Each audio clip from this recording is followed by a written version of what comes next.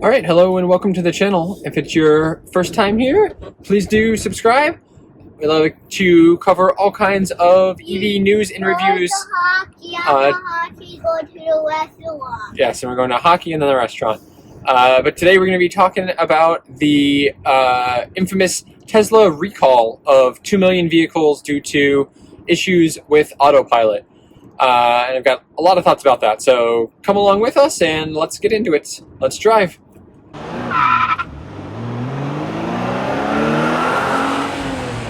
That's right. All right, so for anyone who somehow missed the news, basically Tesla is having to, or being forced to, recall all of their vehicles essentially, except for like the Roadster and stuff from before 2018. But basically 2 million vehicles, which is almost everything that they've ever put on the road. And that's all Model S's, X's, 3s, and Ys. And it actually extends even to sales too, so they're not able to deliver vehicles right now because of this recall, at least according to reports and stuff. And so first off, I'm not like the world's biggest Tesla defender, but the one thing I do want to defend, because I think it's important and it's not relevant just to Tesla, is that there is a big difference between what you would traditionally think of in a recall, where you'd have to go like actually physically take your car, somewhere like a service center or dealership to have something replaced and changed out, and what this is going to be, which is just a software over-the-air upgrade. So in the case of Tesla, or if it were Rivian or Lucid or anyone else that like has the ability to do over-the-air upgrades, we're basically just going to get this as an update one day, the same way that we always get our software updates, which would be like overnight while the car's sitting parked in our garage on our Wi-Fi and everything. So we'll just wake up the next day and it'll no longer be technically recalled. So I get it. Like I understand that you need specific language like a recall to note how important of a safety issue this is. And you can't just say like, oh, it's an upgrade or something. But I really don't think that this is in any way the same thing as like what a recall would be, if a part was going to fall off or there was some like manufacturing defect or something. So I'd be in favor of them creating some new terminology, like perhaps calling this, a software recall or something like that. So that's first off. Now that we've kind of got that off our chest, and the reason I care so much about that is, I don't like. It's not that I want to defend Tesla here, but I just think as more and more manufacturers move to software-based systems and have the ability to do these like rapid over-the-air updates, I don't think it's good for people to kind of have in their mind that like these issues are these massive things that 2 million people are going to have to bring their cars into dealerships or anything like that, because it's just simply not true. So it even confused my grandmother, who called me to ask if, I called her, but she asked me while we were talking if we were going to have to, go take the car in because of the recall. So it's obviously causing confusion, and I think that should be addressed, not just for the sake of Tesla, but kind of for everyone out there. So anywho, what the actual issue here is that basically the National Highway Transit Safety Authority, NHTSA, I think they call it, issued a recall. So basically they've been, kind of looking into, investigating, and trying to, I guess, take some stance on Tesla's AutoPilot and driver enhancement systems for quite a while now. And one of the things that they ended up finding was that there were some concerns with the safety and engagement of the AutoPilot system. And so they're issued, this recall itself based off of two major factors with Tesla's implementation of the AutoPilot system. And so while some people kind of think that this means like they're basically going to have to entirely change the behavior of AutoPilot and like remove major features, I really don't think so. And basically Tesla came out with at least their initial proposal of what they said they would be doing, which are really just like two really pretty minor changes to the way that that you engage it and how it works. There's been some pushback already on that, and we'll see kind of where it lands. But right now, at least, it seems like it is really not that big of a thing, at least in terms of what the implementation is going to be. So let me explain that in just a minute here. All right, we had to grab the kids from hockey, and that's not a euphemism. So basically the way that AutoPilot works is you actually technically have 4 different modes of it. There is just what is not beta, but is called traffic aware cruise control, which is essentially just you put cruise control on, pick the speed, and it will slow up or slow down based off of the speed of the vehicles in front of you. Or there is auto steer in beta, which is basically the standard autopilot that you get on any Tesla without paying anything extra. And that's basically what's in question here. Above that, you've got, so auto steer in beta basically will keep you centered in the lane as you're driving. And then above that, you can pay for enhanced autopilot or full self-driving. But we're not going to talk too much about those here. I've done other videos on those if you're interested. And auto steer on beta will allow you to basically be lane centered. You are supposed to keep your hands on the wheel, but Tesla does not have any sort of like sensors in the wheel. So it is all like torque based kind of sensing for that to determine if you've got it on or not. And when you are doing that, what's kind of unique about Tesla is it'll let you do it on almost any road. Whereas most of the other ones will only let you do it on highways. So for example, Rivian, Ford, and GM will only let you do it on pre-mapped highways. Although Tesla will let you do it on any road. Yes, sir.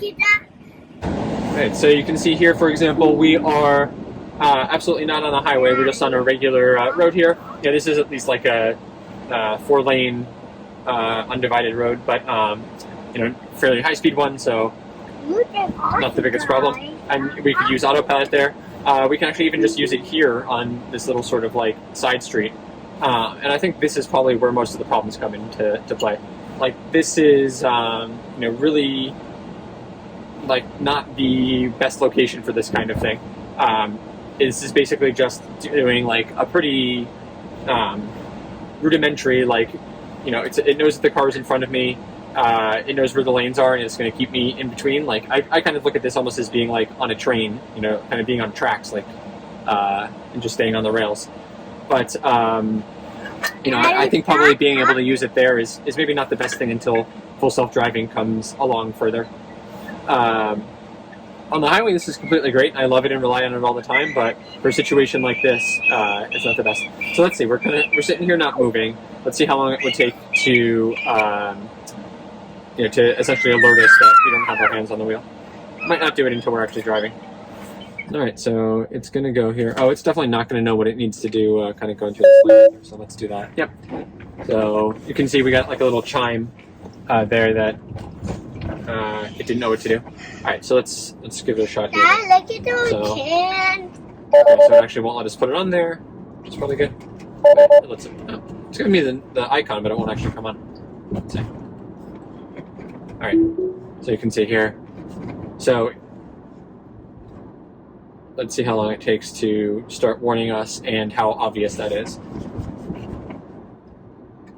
Dad, why this song is not singing? It's not on right now, but because you were talking? Yep. So this is quite a long time that it's just going without any input from me. Like I said, the camera, oh, it is. Okay, so there we got a little notification. We got the blue thing. Still no like audio alert or anything. Still nothing. So that very, very long time. Now it's getting angrier and angrier. It's beeping at me. I get the little red one.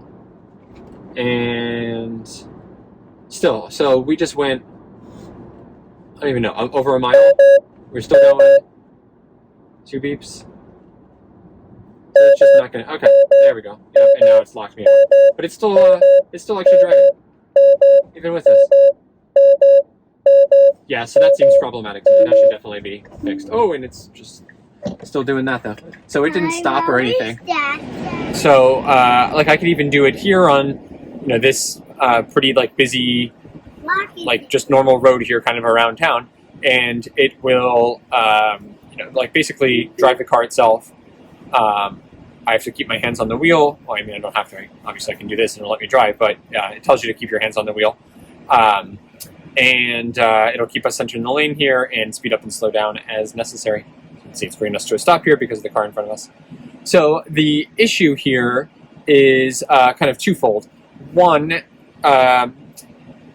the recall claims that basically Tesla does not do enough to warn you and keep you, or like prevent you from not paying attention, or make you pay attention. That it basically doesn't alert and notify you enough, and that it is too infrequent, so it is a danger because of that. And then it also says that essentially it allows you to activate it in unsafe situations. So like if you're at a stop sign or a red light or something, first of all, it doesn't even like pay attention to those on the normal autopilot, and second of all, it'll allow you to activate at those places which would not be safe. So basically, as a result of that, a lot of people interpreted that to mean that they essentially need to get rid of autopilot for like all non-highway use, which I mean, that would at least kind of match what the other manufacturers are doing, but I, for one, really like being able to use it on these other roads, especially, with the kids in the back here. They often need things, and so I'll use it like every once in a while just for, 10, 20 seconds. If I'm still like paying attention to driving, but just need to like pick something up off the floor or hand something to them or, anything like that. I just find like, it's really useful as what it's intended to be, which is a driver assistance system, not like a driver replacement system. So I would really hate it if they got rid of that. But it seems like basically what they're doing, and this is Tesla, they kind of just do the absolute minimum that is required of them. It seems like what they've at least proposed is that they are going to prevent you from engaging it in certain unsafe situations now. Daddy, can I have my water bottle? Of course, and they will. So for example, here, like I'm about to go through a traffic light, and it would allow me to turn it on right now. Let's see. Yeah, so just let me put it on. So obviously, I'm still driving, but it would have let me do it there. So they're going to prevent you from doing that, and then they're also going to increase the frequency and the visibility of the alerts that you're going to get if you don't have your hand on the wheel or if you're not paying attention. So one thing that they say that they do, but I don't think they actually do, is use a camera that's up here in the rearview mirror to detect if you're paying attention or not. We've actually got ours covered. I have like one of those little kind of privacy screen things over it that you can slide open or close, and I forgot to like ever open it back up again, and never once has it like yelled at me because of that. So clearly not being used. But that was one of the proposals too, is that they would use that more to kind of augment the system and know if you're paying attention or not. So we'll see kind of what they end up doing. Basically, Tesla proposed that those were the two little minor tweaks that they were going to do, and they would push them out right away. And now the rumor is that the NHTSA is not happy about that and wants them to do more. So saga is not over yet. We'll see. And also, this is, like I mentioned before, part of a much bigger sort of like deep dive or investigation into Tesla's automated driving systems. And it could be a lot more to come from all of that. So yeah, it'd be very interesting to see. Basically, I would say kind of at maximum what they'll be forced to do is like remove some of the functionality for off-highway driving and essentially just like replicate what everybody else is doing.